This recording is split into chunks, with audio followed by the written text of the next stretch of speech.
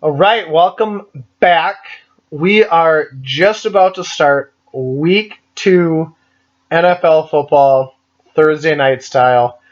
It is Wednesday night. Tomorrow, Tampa Bay versus Carolina is going to kick off week 2, and we really get to see our players who we thought they were. Are they one and done type players? Are they up and down? Are they going to seem to be consistent? What's going to happen? I don't know, right? Everybody's got their high hopes. Everybody's going, oh, God, I got an awesome lineup. I got this, I got that. We don't really know yet, right? Week 1, a lot of crazy stuff happens. Everybody could load up on your Marquez Brown and put Sammy Watkins in. I don't know, right? After those big outings, big performances, you don't really know. Is it going to happen again? Who knows? Is Deshaun Watson or Jackson going to go off again? I don't know. Is Dak Prescott going to go for 4 touchdowns? Is Lamar Jackson going to throw for 5? We don't know. Week 2 coming at you. Let's dive into some predictions and see what is going to happen first before it actually happens. So, my favorite matchup to date. Even though Jailbait, my number 10 pick preseason, destroyed my preseason favorite at Dingle Gary last week, I like this even better right now because I know I'm under Matt's skin. I know Matt's going, fuck you, and this is bullshit, right? So who do I get to match up against in week 2 to settle this? And the best part about it is, guess what happens at the end of the season? We will match up again. The last week of the season, or second to last week of the season, either way, may have major playoff implications if we are doing that well, one team or the other. Who knows? But I can say, love this matchup. Jailbait Matt versus Livin' La Vida Loca Eric. Let's dive in and see what's going to happen here. So taking a look at it, no bye weeks. Week 2, don't start hitting those till week 4, so we got a little bit here. So very similar lineups, I'm sure, as week 1 here. You look at Jailbait, Patrick Mahomes going against Oakland. Going to be 25 points. Not worried about that. Going to do some work. Marlon Mack coming off a phenomenal game. Lead rusher in the NFL with over 171 yards last week. I do not see another 170-yard game here, but they are going against Tennessee. Honestly, I'm not going to be surprised with another 100-yard outing and another decent game there, which is kind of scary. And then the counterpart down there is Derrick Henry. He's not going to go off for 28.5 with another 75-yard catch, but I think he's going to hit double digits, sit around that 10 to 12 range. So with Mahomes, Mack, Henry, honestly, I'm looking at that 50 to 60 point range between those three, which is a pretty scary start. But fortunately for me, after those three, you got Justin Jackson. Not really worried about. Not even going to reach double digits. Juju Smith. Kind of a disappointing week last week. Actually, especially considering get a lot of his catches and stuff down the stretch after losing by 30. Going against a always difficult, slow kind of control the game Seattle team. I don't know, unless the Pittsburgh team just struggled last week, right? Unless they just get their stuff together. Not too worried about it. I think he sits, between that 8 and a dozen range. Josh Gordon against Miami. This one is scary for me as New England's going to put up points, and I have a feeling Josh Gordon's going to get at least one of those touchdowns. So I would not be surprised if Josh Gordon gets that 20-point mark there. Zach Ertz is going to have a better game than he had last week. Going there, I have a feeling he's just going to get more targets. Deshaun Jackson and Alshon Jeffrey aren't going to get all the end zone, red zone targets and touchdowns. Deshaun Jackson had 2 massive plays, so never even touched the red zone. I have a feeling this is going to be a pretty solid team again coming into week 2. It just really depends on that Justin Jackson and Juju Smith if they really do tend to struggle. and give me kind of an opportunity. But this team's going to put up some pretty decent points, I believe. Kind of just looking at the lineup, the way that it's set up right now. My own team here, I got Lamar Jackson going against quite possibly the second worst team in the NFL in Arizona, even though they did have a sweet comeback against Detroit for a tie. Just in general, their defense did okay, but again, that's okay against Detroit's offense. Baltimore, I think, is going to be a pretty awesome sleeper team this year in general. Lamar is going to battle right with Mahomes. I'm not concerned about that. My Le'Veon Bell, Dalvin Cook, Josh Jacobs. Le'Veon against Cleveland, Dalvin against Green Bay, Josh Jacobs against Kansas City. The only thing that scares me, quite honestly, not Le'Veon, not Dalvin, Josh Jacobs slightly just because they are playing Kansas City. If they get down by 25, it's hard to hand that ball off, but got to start them, got to run. But I think, Lamar is going to stick right with Mahomes there with no problem. And my 3 running backs are going to outdo his 2 running backs and his 3 running backs as well, I guess, because Justin Jackson. But I think my 3 running backs will outscore his 3 as a trio. So feeling pretty good there. I feel very confident with T.Y. Hilton going against Tennessee. Jacoby, no concerns there. Last game was not a fluke with Jacoby throwing to T.Y. Hilton. He's just a sweet safety blanket. He's going to do all right. He'll get into the end zone again and be over 15 points. Not concerned. Kenny Golladay, I think, is actually going to have a better game than he did against Arizona. Started getting some of those catches kind of going through, but I think he's only going to get better as the season goes on watching that game. So feeling very good there with Kenny Golladay. Again, I think our receiving core, just with Josh Gordon, really, really wild card, really scares me there against Miami. This could be kind of the make or break, just receiver battle kind of going at it, assuming running backs, nobody goes off for 40 as a running back or go off for only 4 or 5 points. I think the receivers could really be the deciding factor on here. So we will have to wait and see. And I guess when you really, really tend to look at it, I mean, nobody's really going to come off anybody's bench here unless maybe Adrian Peterson or Giovanni Bernard, possibly, I suppose, to go in for Justin Jackson, coming from Jailbait. But I guess we'll have to wait and see on that as Sunday gets a little bit closer, as neither of them play until Sunday. So still got some time to possibly place a different running back in there, depending on how he's feeling. But with this, again, just the way my team's set up, I'm making the predictions. I have to pick myself to win over this one. I think it's going to be a pretty high-scoring little run here. I think Jailbait is going to get beat out, of course, even though they are saying his probability of winning is just over 50%. We're projected pretty close to the same amount of points here, but I think it's going to be another pretty high-scoring week here. My team is going to pull out 127 and going to beat out Jailbait by 119 to 127. So I think I got this going. It's going to be a little intense, but I'm feeling pretty confident going into it here. Another phenomenal matchup here is Team Dinglegary versus Nutlock. I know these two love playing each other because they just talk so much shit. Weird shit, but they talk it. So looking at Team Dinglegary, these guys are projected essentially the same amount of points, 50% chance of winning, it's saying, between both teams, which just a fucking guess as good as the experts that do it, or myself, or some 12-year-old that's going to pick a team to win. So, but they're saying win probabilities split perfectly down the middle there at 50%. Team Dinglegary, you got Watson going against Jacksonville. Again, just his fearless kind of going and everything. He's going to be solid all year. Freeman can't do any worse. I don't know if he's going to even get to double digits. Sony Michel should have a phenomenal game, assuming he plays the whole game, because they should be winning by half by so much that all they need to do is just grind it out. He'll break something out.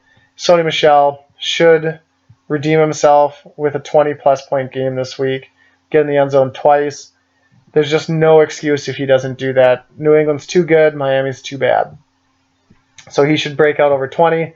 Davante Adams, this is not a game, unfortunately, in matchup that I would say his breakout is going to happen. He will score more than he did in week 1 against the Bears with 5 points, but I still think it's going to be tough for him to get in those double digits there against a Minnesota team. But I don't know. We've seen weirder things happen, but I would say he's going to be flirting around that 10, maybe 12 points going there. Michael Thomas is going to have a good game. That's going to look like a shootout there with the Rams. It kind of scares me because that's going to be going back and forth, back and forth. I don't know how it's going. I have New Orleans on the 31 board, so I could really use New Orleans to just only score 31 points, win or lose. But Michael Thomas is going to have a good game. Keenan Allen's going to be looking strong there against Detroit. He's just got to continue to stay healthy. I'm interested to see how Phillip Rivers continues to utilize him this year. Pretty high normally. So, and then, of course, jumped on the waiver wire there, picked up TJ Hawkinson, who had a phenomenal game in his rookie debut of like over 120 yards receiving, like 8 or 9 catches, stuff like that. Looking really high on this guy, and he could actually turn into just one hell of a tight end here throughout the fantasy season. Going over to Nutlock, Carson Wentz is going to probably be, I don't think he's going to score as much as Watson there, but I think he's going to be right around that 20-point mark. Zeke's going to get increased work here going against Washington. Zeke should be easily up in that 15, 18-point range.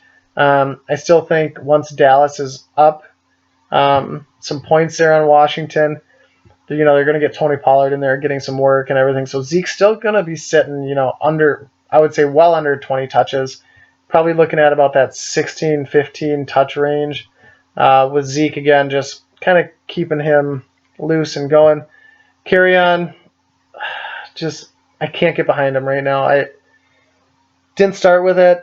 Watching him last week, you talk about the eye test, stuff like that, just really didn't look good overall. A couple glimpses that, were kind of impressive, but overall, if he gives you 10 points, you're going to have to be pretty happy about it. Matt Breida, he's obviously going to be, he was number 1 on the depth chart, but yet Coleman was taking everything until Coleman went down. So Breida's going to be the guy, still going to split with whoever their third string running back was, or third on the depth chart, I'd say, but I don't know, not really confident with that Breida play. Odell Beckham, 7 catches last week. Still think he's going to get targeted 10 times easily against the Jets. Going into Monday night, all I'm going to say is with him on playing on Monday night, Dinglegary, you better hope you're up at least 20 points because that's going to be a scary guy knowing that you go against him Monday night and watching that game kind of throughout the evening. So, but he's a pretty big wild card for me. Sammy Watkins, I guess, you got to start him. You can't not start him. Ton of potential there. 44.5. He doesn't even touch half of that. I would be surprised if he breaks over 15 this week. I think there's going to be too much hype. There's going to be too much going on. And somebody else, Travis Kelce is actually going to turn out to be the benefactor. Just kind of going into week 2 here with Tyreek Hill being out, I think a lot's going to open up for Kelce, and Kelce's going to have a big game. Mark Andrews, not going to go off for 23, I don't believe, this week again. But I think he's actually going to hold his own against Hawkinson there pretty well, especially against that Arizona defense there. So I like how this all works. Antonio Brown, obviously, huge question marks there. Not going to be playing him. Looking at the rest of these guys, Jameis Winston, by the way, on Team Dingleary's bench. I think you'd be better off with a poop emoji there because that's actually probably worth more than what Jameis Winston's going to turn out to be this year. No offense. It's kind of crazy. But looking at it, I think, again, we should have a pretty good matchup here with some winners and losers kind of going out. But just kind of looking through it, I really, think, quite honestly, I think Dinglegary does have the edge. I think it's going to turn out to be a pretty close game. I think Odell is honestly going to be that wild card on Monday night and give Nutlock that opportunity to win, to either just pull in front slightly or fall short because of a rough game. So I'm going to say Dinglegary gets the win. I'm a little bit lower scoring game here. I don't think we're going to have as big of scores, but 107 to 104. Dinglegary takes the win over Nutlock. So tough one there. But again, I got to stick with my number one preseason pick. 0-1, rough start. I still think just going to get better. Third matchup, 2 girlies, 1 cup versus bench points matter. Again, they have they have these matchups pretty even right now. 51% win probability for 2 girlies, 1 cup. I'm guessing early it's going to kind of be that way. But taking a look at it, we got Prescott. Prescott is not going to drop 35 points again. Even though they say his accuracy and everything else, didn't get a chance to watch the game, but still think he has a pretty solid game. Maybe throws for maybe 3 total touchdowns coming from there, because Zeke or Pollard, one of them are going to get in rushing. It's not going to be like last week. So, but I wouldn't be surprised. 22, 24 points for Dak would not be a shocker there. Gurley, just again, I don't know what to expect from there. Does he get 9 touches? Does he get 15? I don't know. But I would say, that, double-digit range would be my best guess. Aaron Jones just has another massive, difficult matchup against Minnesota's run defense, like he did the Bears. He really just doesn't have that versatility. I think he's going to stay well under double digits. I'd say he's going to sit around that 5-point mark again. Going to be a disappointing start. Can't not start him.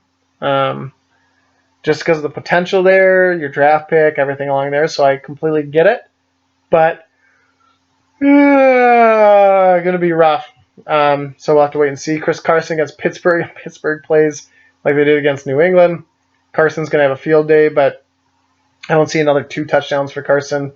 But not surprised if he gets into the end zone again and ends around that, 14, 15-point mark.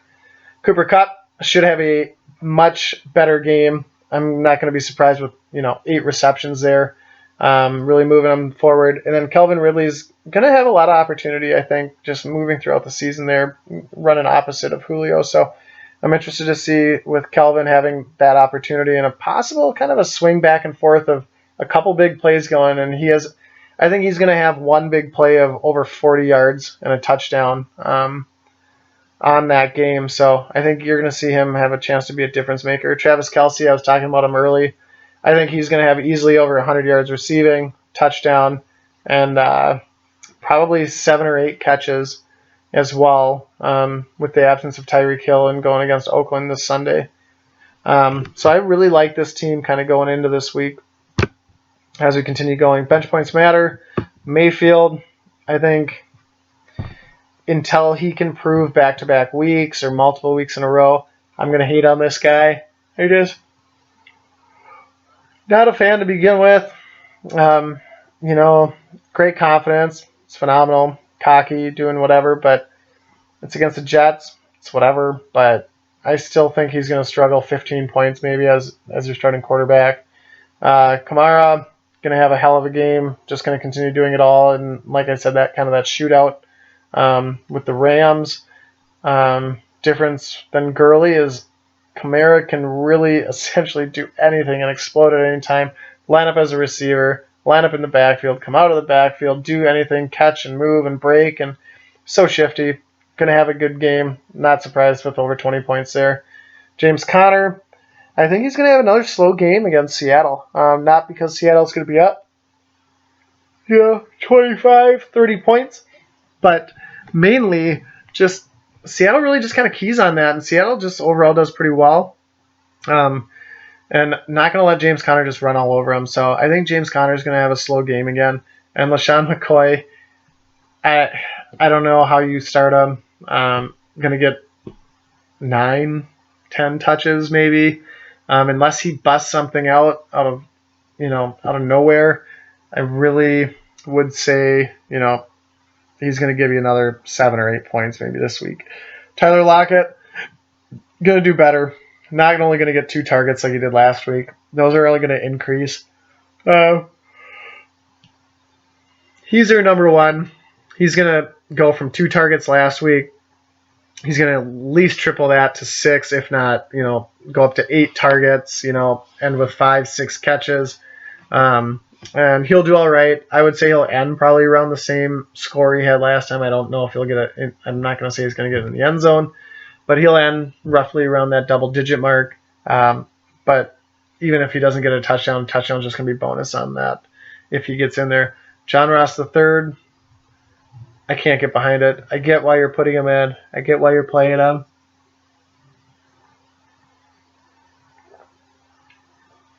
You're short on options. Cincinnati. Andy Dalton had a hell of a game last week. Andy Dalton's going to fuck up bad. Whether it's week 2, whether it's week 3, I don't know. You're deciding to sit David Montgomery. I don't even know. You're sitting D.D. Westbrook. I don't know. I'd put D.D. Westbrook in over John Ross again, but you do what you do. George Kittle got a chance for a bounce back week. Going to get ousted by Kelsey this week, though, unfortunately. So even if he puts up 10, 12, 14 points, Kelsey's going to destroy that out of the water. So we'll have to wait and see how that matchup kind of shakes out. And so we'll have to see. No big namers there on the bench. Deshaun Jackson, possibly. I don't know how you don't want to start Deshaun Jackson over John Ross III, if anything, because Carson Wentz thrown to Deshaun Jackson is 10 times better than fire crotch Andy Dalton attempting to throw a football to John Ross III. So if you want to put a side bet there, I say that Deshaun Jackson beats John Ross III in fantasy points this week. So do what you need, but I will put that little side bet down if you want. You know how to reach me. So with that said, I think 2 girlies, 1 cup takes this. Sorry, Sam. I'm yawning a lot right now. It's like 8:50. It's usually I'm laying in bed by now. But I'm taking 2 girlies, 1 cup. Again, I'm not seeing massive points, but some good sparks here from a few of these different players. So I'm gonna go ahead and say 2 girlies, 1 cup, 103 to 91. Yeah, let's say 89. 103 to 89. 2 girlies over bench points matter in week 2. Going to the next one. Get this going here. We got multiple scoregasms, a 54% probability over Titanic Swim Team. Brandon, looking at scoregasms, looks like he's still running with Kyler Murray. Suppose if you're going to run with him in week 1, might as well run with him in week 2. Barkley is gonna have a big game against Buffalo. 25 points, probably a couple touchdowns. Gonna look good. Fournette is gonna have better opportunity there. With Hinshaw, looked good there coming in against Houston. Stuff like that. I think Fournette's gonna have a better game. A better chance of getting into the end zone. He'll break double digits. Devin Singletary, like the play. Really starting to pick it up. I think he's going to have a lot of opportunity there, especially against that Giants team. So I think he's going to end the game with close, almost 20 touches between receptions and carries. So he's going to have a lot of volume, a lot of opportunity there. Julio's only going to go up. I think this is going to be a good game for Julio against Philly, for Julio to get in the end zone and possibly have a couple, decent big plays over 20 yards. He'll have 2 or 3 of those, I think. That adds up those yards. And then, of course, Tyrell Williams going in to that receiver spot. It's hard not to play that, especially with the way that it started. I don't know how you sit Edelman, Mr. Scoregasms, especially against Miami. I get it. You're worried if Miami, New England's going to get up by too much and then they're just going to run the clock. But if they get up by too much, that means people are getting into the end zone nonstop. So looking at it, I would play Edelman over Tyrell Williams no matter what. And that, I guess, is just me saying it. Won't put a side bet on it, but I think Edelman outscores Tyrell Williams. New England's just going to get in the end zone too much, and it's going to spread around. So, or one player is just going to dominate, and why not be Edelman? And so I would do that, but to each their own. Titanic swim team, you got Aaron Rodgers against Minnesota. Again, I don't think going to do anything massive there, but he's going to have a decent game. He just always seems to pull something out against Minnesota, but he'll do okay, but not going to be job-dropping. David Johnson, not going to come out last second and score 22 fantasy points. I think he maybe sits around that 10 or 12. Nick Chubb only can get better. He'll be sitting around that dozen mark. John Brown, not going to say I have faith in him because Josh Allen can't throw the ball. So his 22 or 26 point week last week, that's going to be reduced by about 70%, and he'll end up with 6 or 8 this week. Diggs has an opportunity. We'll see. Green Bay's defense was phenomenal against the Bears. I don't trust him yet, but clearly improved. So we'll see. Diggs might have to break out a big play there to score some decent points. Larry Fitz, old reliables, got opportunity. I really like Evan Ingram, though. Honestly, it doesn't matter if it's Eli. It doesn't matter if it's Daniel Jones. This guy is going to get a lot of attention and have a lot of opportunity coming into his second year here. So not a lot to really look at down here. You got Courtland Sutton, but really don't think you can play him in spot. I would play Courtland Sutton over John Brown. Personally, I've just been really high on Courtland Sutton. I get it. It's against Chicago. I guess with that, you could make the argument, well, do you really want to do that in a low-scoring game? I'd get that argument. So I'd probably put Will Fuller in, honestly, if I was going pure matchup and everything, over John Brown, just because Houston has a quarterback that can throw the ball clearly 10 times better, if not 100 times better than Josh Allen can. Josh Allen's just there to run the ball 15 times as a quarterback and get the shit fucking knocked out of him over and over again. So we'll see how long he's there, but I would honestly play, again, just for fun, mark it down. Will Fuller outscores John Brown in week 2. With that being said, I will end up taking... Honestly, I like that running back trio that Scoregasms has going on right now with, Julio, that's reliable. Again, I can't believe Edelman's on his bench right now. Obviously, got some time there before the week actually starts. But I'm going to look at this and say Scoregasm has a pretty good opportunity this week. Going to end up winning fairly comfortable. Thinking of the scores here, honestly, I'll give them, it's going to be 106 to 94. Scoregasms is going to go ahead and take this win in week 2 to move to 2-0. Going to the final game. Final matchup, we got 4th and Inches against You Can't Touch This.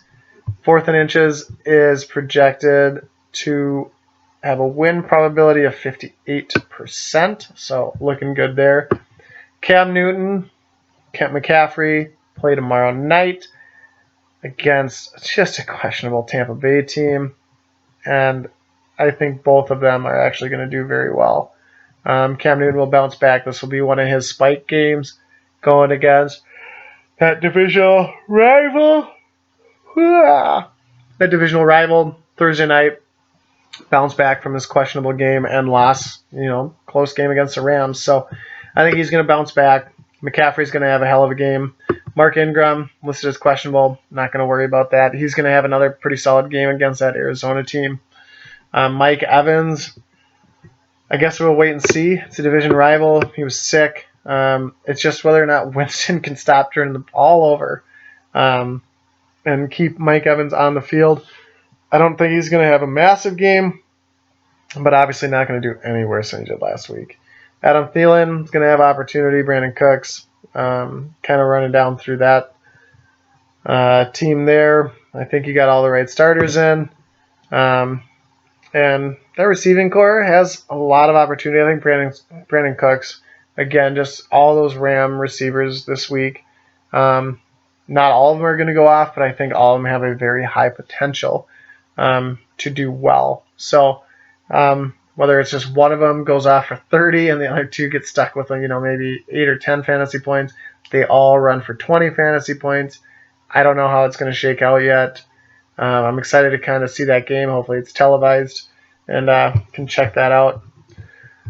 Looking at can't touch this, Russell Wilson's not going to do any worse than he did last game. He's going to start putting it together.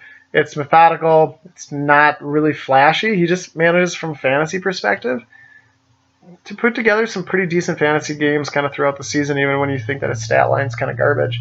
So he'll do all right. I think Cam's going to outscore him this week. But I think it's going to be close.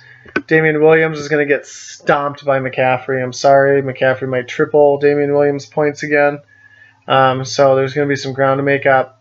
James White has the opportunity again, just like all New England players this week, to really just pack on some points. He's going to get in the end zone, and with that, he's going to be pretty close with Mark Ingram, I believe, this week. Sitting around that 15-point mark or so. As a cancellation, Phillip Lindsay, still, I don't know what to expect from Phillip Lindsay. Looked promising beginning of the game, on all 3 downs, getting touches, all that work.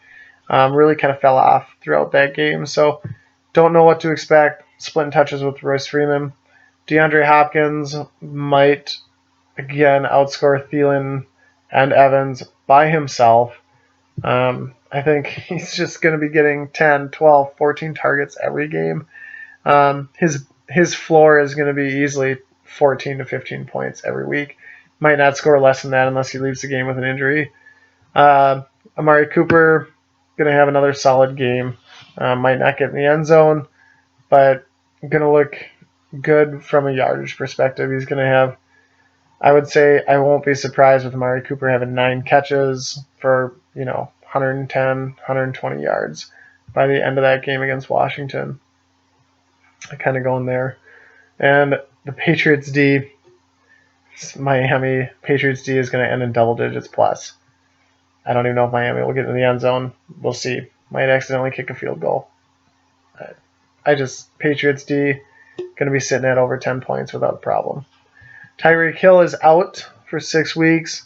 Nothing really else down on either of those benches really calling for much. So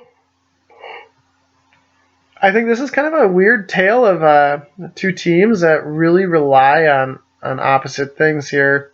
The running back situation, I believe, is much, much better for Chris. Receiving with Cooper and Hopkins, I have to automatically give the advantage over to Jason, but Thielen, Cooks, and Evans are obviously no joke. As the more and more I look at this team, I like it from Chris. So even though I think there's going to be some up and down action kind of going here, I really can't bet against Chris's team. And so I am going to take 4th and inches with the win, go with the win probability here over. You can't touch this. And I think there's opportunity here for him to score. So I'm going to sit right around that projection of 111 points with you can't touch this, sitting around 101. I'm going to say 111 to 101. 4th and inches is going to take the win here. A big telltale is going to be Thursday Night Football. 4th and inches has Cam Newton, Christian McCaffrey, Mike Evans, possibly the only 3 players that are being played in a starting lineup tomorrow on any team, and all 3 happen to be on 4th and inches.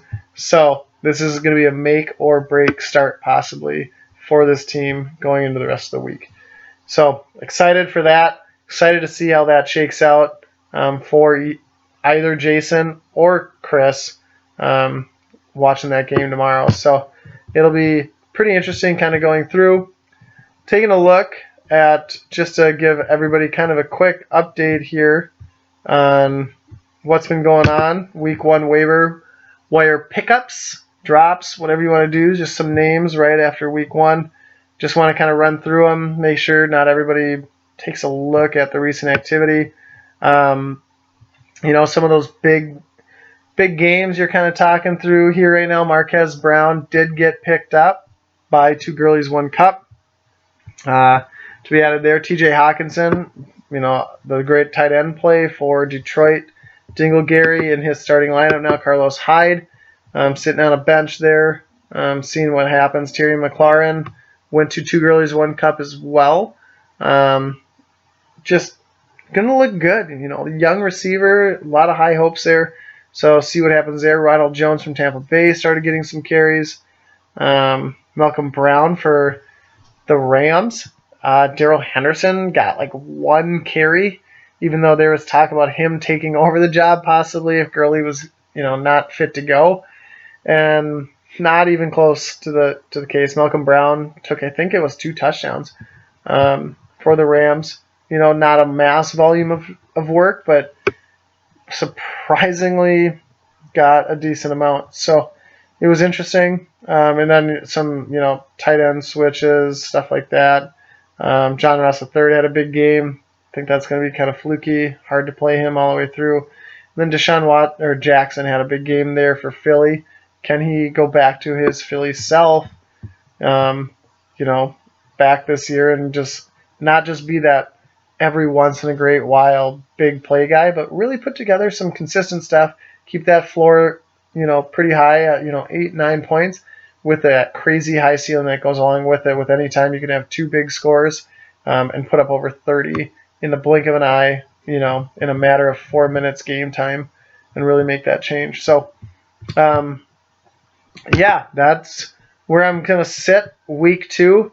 Just so I have myself here 3-1 last week, I should say, with my fantasy projections. This week, I have myself over Jailbait. I have Dinglegary over Nutlock. I have 2 girlies, 1 cup over Bench Points Matter. Scoregasms over Titanic Swim Team. And 4th and Inches over You Can't Touch This. So, looking at it, I literally have, I don't know how these are set up, I suppose, for home and away. Otherwise, I have 4 teams that are listed on the top and myself that's listed on the bottom. So, but the good news is we have 4. So 2 matchups are of teams 1-0, and 2 matchups are of those 0-1. So, with that being said, we're for sure going to have 2 teams starting off 0-2.